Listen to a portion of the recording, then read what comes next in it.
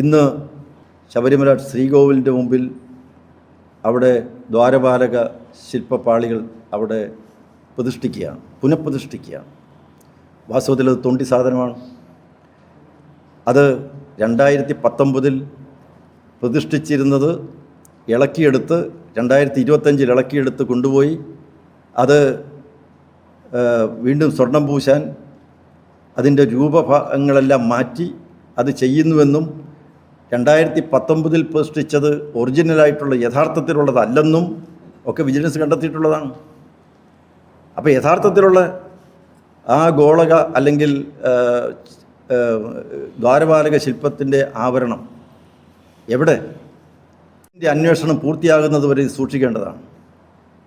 പക്ഷേ ദേവസ്വം ബോർഡ് വളരെ തിടുക്കത്തിൽ പ്രതിഷ്ഠിക്കുകയാണ്. എന്തിനാണ്?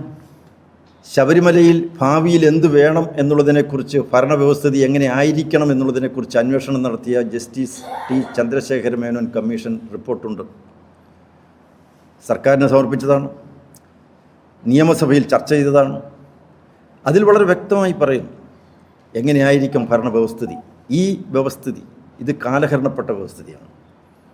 സർക്കാരെല്ലാം കേന്ദ്രീകരിക്കുകയാണ്. സർക്കാരിൻ്റെ കയ്യിൽ ക്ഷേത്രത്തിൻ്റെ ഭരണം വരികയാണ്. അത് പാടില്ല.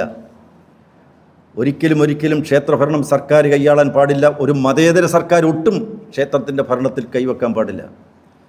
അതൊരു സ്വതന്ത്ര പരമാധികാര നിർവഹണം നടത്തുന്ന ഒരു ബോർഡായിരിക്കണം. അതിലേക്ക് വരേണ്ട വിശ്വാസികളുടെ പ്രതിനിധികളായിരിക്കണം.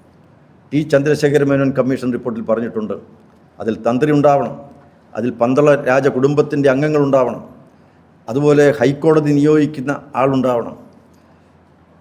ഇങ്ങനെ വളരെ വ്യക്തമായി ഒരു ബോർഡ് രൂപീകരിക്കണം എന്ന് ടി ചന്ദ്രശേഖര മേനോൻ കമ്മീഷൻ റിപ്പോർട്ടിൽ പറയുന്നുണ്ട്.